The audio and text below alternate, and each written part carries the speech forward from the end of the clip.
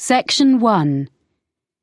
You will hear a telephone conversation between a woman and a man who works for a holiday company about a holiday she would like to go on.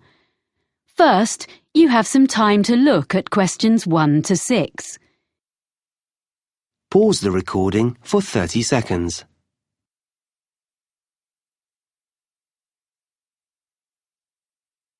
You will see that there is an example that has been done for you.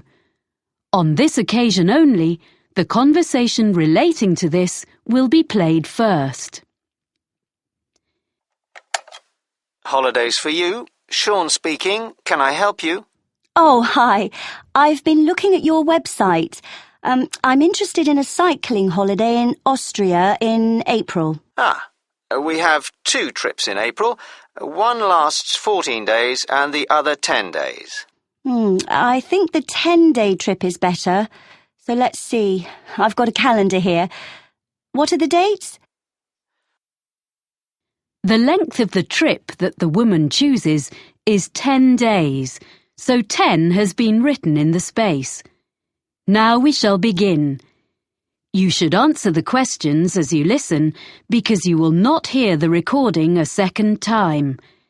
Listen carefully and answer questions 1 to 6. Holidays for you. Sean speaking. Can I help you? Oh, hi. I've been looking at your website. I'm interested in a cycling holiday in Austria in April. We have 2 trips in April. One lasts 14 days and the other 10 days. I think the 10-day trip is better. So let's see. I've got a calendar here. What are the dates? Well, that trip is in the middle of the month. It starts on the 17th of April and it finishes on the 27th. That suits me. I can't leave work before the 10th of April. Let me see if there are any spaces. Is it just for yourself? Myself and my sister, so 2 of us. Yes, we have spaces. Is it a big group? At the moment, there are 12 people booked on this trip, and with you 2, that will be 14. The maximum number is 16, so it's almost fully booked. We can't go over that because it's hard to keep a larger group together. I need to check that I'm fit enough for this, but the distances look okay. The website says we'll ride approximately 45 kilometres a day. Is that right? That's correct, and I've got the exact distances here. It really depends on which part of the trip. Some days are only 35 kilometres, and some are more, but you'll never have to cycle more than 50 kilometres in one day. Oh, okay. I can manage that. And we stay in hotels? Yes, they all have restaurants, and the rooms have ensuite facilities. And do they have pools? It's how I relax after a long day. There is a swimming pool in a few of the hotels, but none of them has a gym. I don't think we'll need a gym after all that cycling. I'd better find out how much the holiday costs before I get too excited. Including flights, it's £1,177 for one person. Oh, we'll book our own flights on the internet. That's just £1,013 then. And we can book insurance for you if you want. And which meals are included in that price? Well, breakfast, of course, and the hotels will provide you with a packed lunch each day. We do stop during the afternoon in a village somewhere for a rest, so any snacks you buy then are extra. Then dinner will be in the hotel every evening, and that's included in the price of the holiday. Before you hear the rest of the conversation, you have some time to look at questions 7 to 10. Pause the recording for 30 seconds.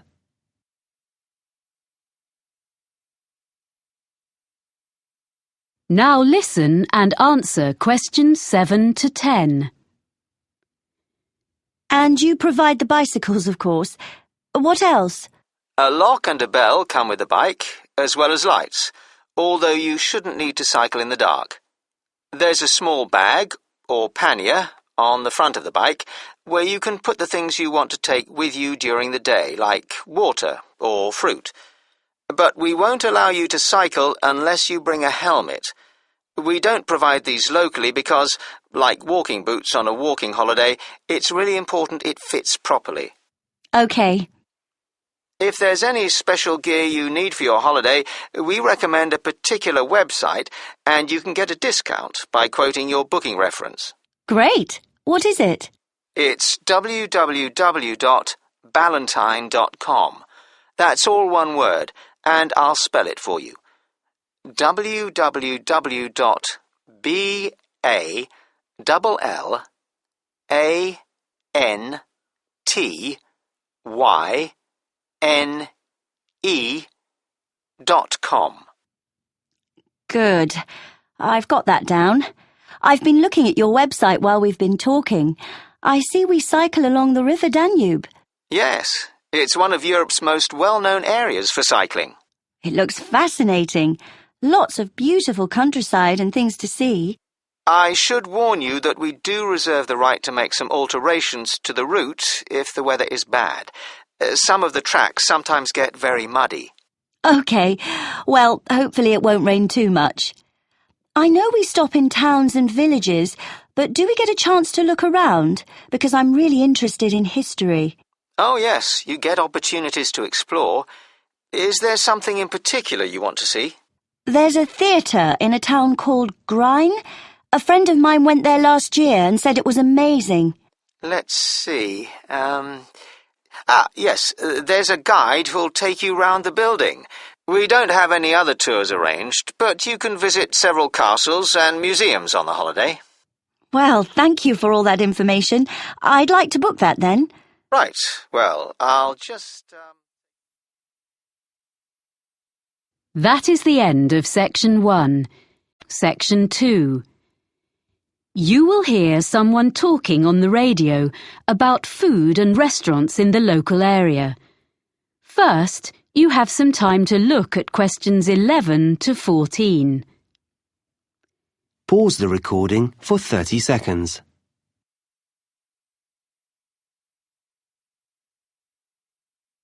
Now listen and answer questions 11 to 14. And now we have our Know Your Town section, where we look at what's on offer in our area. Today, John Munro is going to tell us about local food and eating out. John. Well, most of us buy our food in supermarkets these days, but we're very lucky having a wonderful market here. It was originally on the piece of land in front of the cathedral, but at the beginning of the 20th century, it was moved to a site by the river. When the new shopping centre was built in the 1960s, it found a home beneath the multi-storey car park, where it still is, but there are plans to move it back to its previous home by the river. The market is now open 6 days a week. On Tuesday to Saturday, you can buy fresh fruit and vegetables, meat and cheese from the area, as well as a whole range of imported produce. But if you come on a Sunday, you'll find a different market, where craftspeople sell what they have made, things like bags, cards, clothes. During the week, there are a few stalls selling more everyday utensils like saucepans and cleaning products alongside the fruit and vegetables, as well as one new stall selling antique furniture, which is proving to be very popular. People often ask what our local dish is. As we're by the sea, they expect it to be some kind of fish recipe. Our fish is good, of course, but there isn't one particular dish that stands out.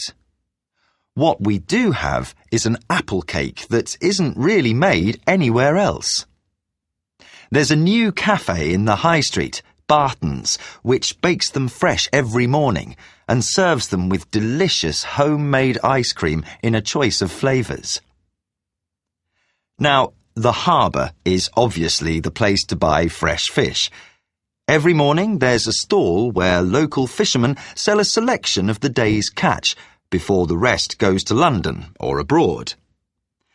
They've been doing that for as long as anyone can remember, of course.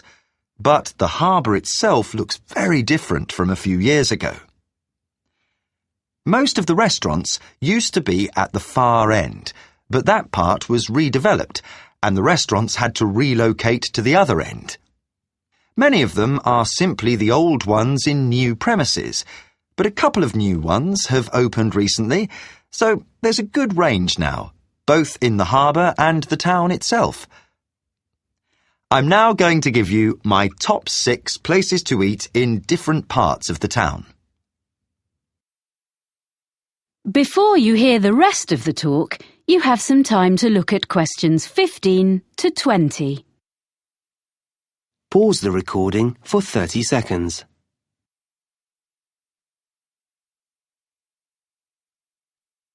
Now listen and answer questions 15 to 20. So, number 1 for me is Merivale's, which is in one of the busiest parts of the town leading down to the harbour. It's in a side street, so it doesn't look out over the water, but it's very close, so you can take a walk after your meal and find one of the cafes with live music. At Merivale's, you can enjoy delicious fresh fish and seafood. The friendly staff offer very attentive service and a really enjoyable evening. The Lobster Pot is on the main road going down to the harbour, so it also misses out on the sea view, but the food makes up for that. It serves a huge range of fish and seafood, as well as vegetarian and meat dishes, so there's something for everyone. Prices are from mid-range to fairly expensive, so it's really only for a special occasion. Elliot's is in the city centre and is a very upmarket restaurant in the evening, but during the day it serves lunch and coffee. It's on the 20th floor above some offices, and it's a great place to sit for a while, as you can see most of the city spread out from there. It does get very busy though, and you may have to wait to be served. Not far from the city centre is the Cabin, which is on the canal bank. You can't park your car there. It's a 15-minute walk from the nearest car park, but it's very peaceful. A good place to relax away from the traffic. It's not cheap, but it's an ideal place for a long lunch. The Olive Tree is a family-run restaurant in the city centre offering beautifully prepared Greek dishes. It's well known locally and very popular. Service can be slow when it's busy, as all the food is freshly made. There's plenty of room, and on Friday and Saturday nights, the wooden floors resound with live music and dancing, which is certainly worth going for. The last place I want to recommend has only just opened in a converted school building. The old school restaurant has been very cleverly renovated. The use of mirrors, plants and the colours on the walls makes you feel as though you're in a large garden instead of the city centre. There are only a few dishes on the menu, but they change every day. So, Tanya, That is the end of Section 2. Section 3. You will hear 3 students on a media studies course talking about a film they are planning to make. First, you have some time to look at questions 21 to 26.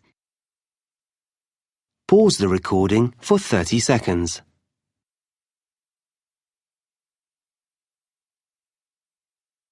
Now listen carefully and answer questions 21 to 26. Hi, Mike. Hi, Razor. This is Helen. Hello. We're really pleased you've agreed to join us on this film project. Yes, your experience is going to be so useful. Well, I hope so. It's the technical side I know best. Lighting, sound and stuff. But you think the script is okay? Yes, I think it's great. Have you decided where you're going to shoot? Well, there's the watermill scene at the end. And we've thought about some locations in town we can use. They're behind the shopping mall and on a couple of residential streets. And in an empty shop on campus. It means we don't have to worry about getting permission from a shop owner. So, do you think we should go to all the locations with you? It would be a good idea. We need to talk about the levels of background noise so we know they're all going to be reasonable places to film. But the sounds of traffic will make it more natural. I think Raisin means things like aeroplanes, trains and so on that would mean we have to stop filming. Exactly. And also, I'll make notes for myself about what lighting I'm going to need. I think the university department has a good range of equipment, but I'll need to make a list for each location for my own reference. Anyway, once we've had a look round, you can do the roadworks check. What do you mean? You need to find out about building work or roadworks, because you could start filming one day and come back in the morning to find one of the roads has been dug up. The local council have to be informed about things like that, so you can find out from them. OK. Then I think we need to work from the script and put together a list of all the scenes and decide which ones we're going to film when. We need to prepare the shooting schedule day by day. You're right. Then, when you know how long filming is going to last, you can tell everyone when they're needed. OK, so as soon as we can, we'll audition, and then when we contact people to offer them parts, we can send the exact dates and make really sure they're free. Because often the actors are all enthusiastic, but then when you try to pin them down about whether they're really free at that time, you find they've got exams or something, or they're off to a festival just before, and you have to rush about looking for replacements. Then we need people who can take over the main parts if one of our stars falls ill or something. Yes, I agree. So offer the main parts to the people we really want, and then look at other volunteers who were okay. Yes. We can select the understudies once the main roles have been confirmed. So, once we've got that sorted, and we've held all the rehearsals of the main scenes, we'll be ready to start filming. Yes, that sounds good. Anything else? Well, just housekeeping, really. We don't actually need costumes, because actors will wear their own clothes. My family has agreed to lend us some pieces of furniture which we need, so we'll go and fetch those the weekend before we start. We'll provide food and drink during shooting, so I'm going to borrow some cool boxes. And I've got a little van. Most of the locations are within walking distance of the halls of residence anyway. The only one further away is the watermill. Yes. Can you tell me about that? OK. Hang on a minute. I'll get my notes. There's a plan in them. Before you hear the rest of the conversation, you have some time to look at questions 27 to 30. Pause the recording for 30 seconds.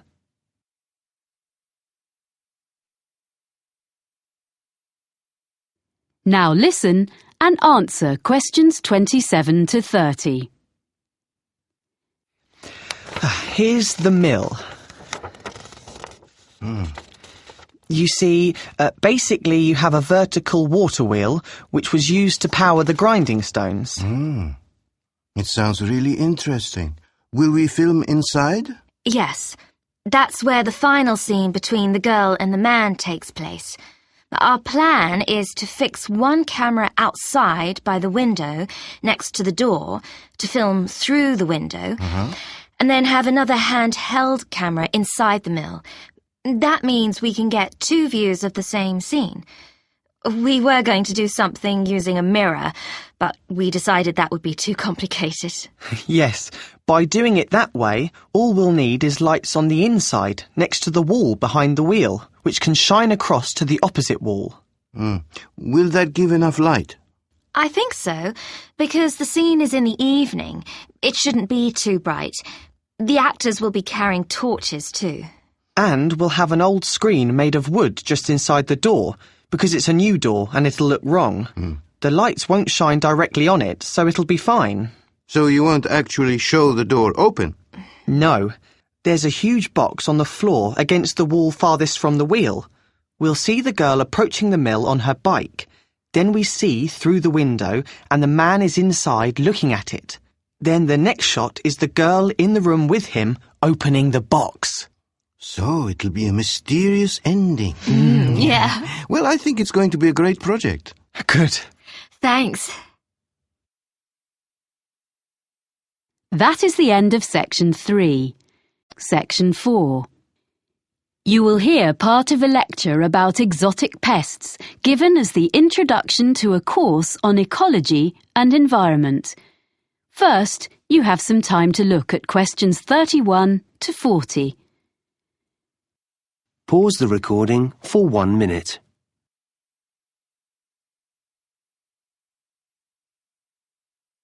Now listen carefully and answer questions 31 to 40. Good afternoon. I want this afternoon, as an introduction to our ecology module, to offer examples of exotic pests, non-native animals or plants which are, or may be, causing problems, which might prove a fruitful topic for seminar papers later in the term. People and products are crisscrossing the world as never before. And on these new global highways, plants and animals are travelling too.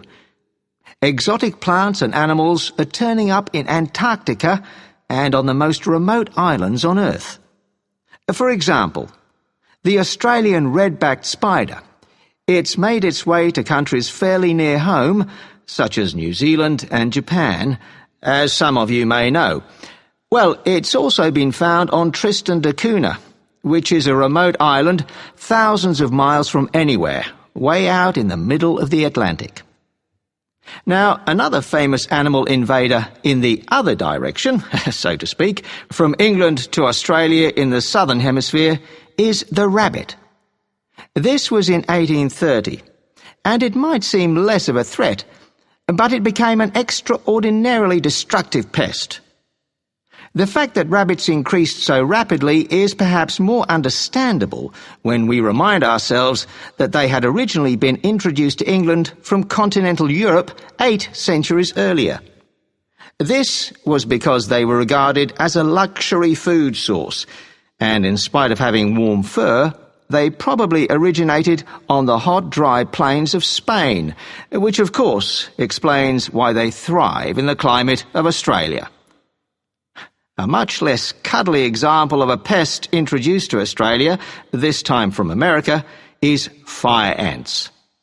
These are increasing and spreading very fast. Their huge nests can now be found in gardens in the city of Brisbane, and they are costing the Australian government a great deal of money in control measures. These were an accidental introduction, rather than a deliberate one, brought to Australia, probably in horticultural imports or in mud on second-hand machinery. As a biologist and conservationist, I have become increasingly concerned about these matters. Exotic invasions are irreversible and deserve to be taken more seriously, even when they aren't particularly damaging. For example, something that is not necessarily a major disaster compared to other ecological experiments. In 1975, an Australian species of earthworm was deliberately introduced to the Northern Hemisphere, in Scotland, because they were bigger than the natives. The aim was that they would be more effective than native species, but in fact they don't do more for the soil condition than the smaller locals, which they displace. Although they don't do a lot of harm, as far as we know up to now, this will probably prove to have been a mistake. A much more serious case, also in Scotland, as well as other countries, along with the latest victim Iceland, is the New Zealand flatworm. This is a most unwelcome newcomer in these regions of northwest Europe. Basically, this flatworm came into these countries by accident. It's now been realised that it was actually carried in the plant pots containing exotic ornamental shrubs and so on, and as it eats local earthworms and doesn't benefit the local ecology in any way, it is a real pest. Next, there's a further instance, this time in the water, and it's come from Japan. It's a delicious but very fast-spreading seaweed, and is one of many exotic species, large and small, in the seas covering the rocks around Australia. Unfortunately, it is replacing indigenous seaweeds and permanently altering the ecosystem. However, to look at the situation from a business point of view, it is now being harvested and exported, dried, back to Japan, its original home, where it's particularly popular. So, sometimes we may find accidental benefits from apparently harmful arrivals. Well, you could say that world ecology is now going the same way as popular culture. Global music and fashions, food and drinks are taking over from local ones in every land. And in ecosystems, we find vigorous exotic invaders overwhelming native species and natural habitats. But can we find any examples of invaders which appear to be a problem and then find that in fact they may not be such a big issue after all? We might take as an example a native of Australia, the budgerigar, the most common pet parrot in the world, of course. Because there have been many escapes over the years, it is now to be found flying about in feral flocks where the climate suits it. So, these flocks of budgerigars have been getting very numerous in the southeast of the United States, particularly in residential areas. People have been getting quite worried about this, but it has been observed that the size of the flocks has diminished somewhat recently. The fact that they are smaller is thought to be due to the fact that new competitors for their habitat have arrived from other places. That's the last example for now. What I'd like you to consider is this. Is the planet Earth moving towards a one-world ecosystem? How far would it be a wholly bad development? That is the end of section 4. You now have half a minute to check your answers.